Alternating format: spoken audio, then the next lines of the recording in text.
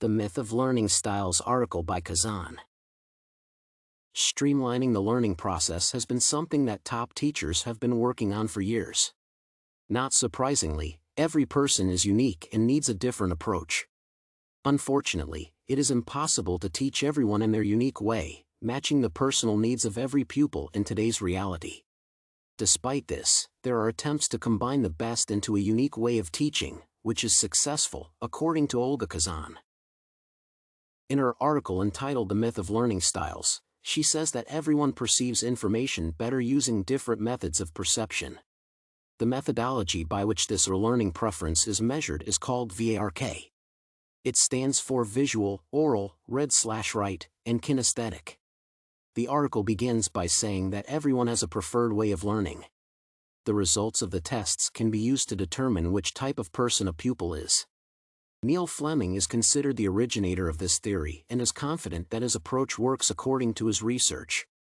However, Pauli Hussman, a professor at Indiana University, was able to refute this hypothesis with scientific experiments and came up with some interesting conclusions. After testing the VARK methodology and having each student take a class in a different perceptual style, she concluded that all students were better at perceiving data visualization, regardless of perceptual type. All these types were considered no more than a habit of the students and did not speak reliably about how best to learn the material. This was the conclusion of an experiment that the creator of the hypothesis was asked to comment on. Fleming replied that many people took this theory seriously, whereas it only suggested the best kind of learning for the student. Can Fleming's theory be considered correct? Or maybe Hussman was right, and the type of perception is not unique to everyone? Indeed, there are attempts by teachers who subscribe to this theory to impose their opinions on students and who indulge in a curriculum in favor of a disproved theory. It is hard to know who is more right in this situation, as both thoughts are true.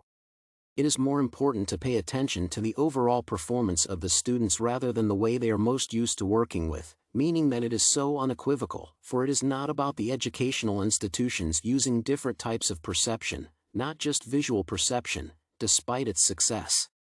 The whole point is to be able to combine different kinds of communication, rather than concentrating on just one, the most convenient one.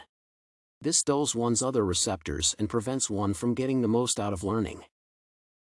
Although trying to make the learning process unique to everyone is a priority, it is safe to say that at this point in time, it is not possible due to low efficiency and too crude an approach to the problem. The whole thesis seems unfinished and needs some time to get a better understanding of all the teaching techniques. It is not logical to tailor learning to someone in particular and does not allow the material to be taught in the way that it is intended. It should be understood that the training program should be the same for everyone despite everyone's habits. These methods should be used in preparation for seminars rather than for teaching. Therefore, the key to good learning is a sound approach and a combination of listening techniques that enable all the learning potential to be maximized.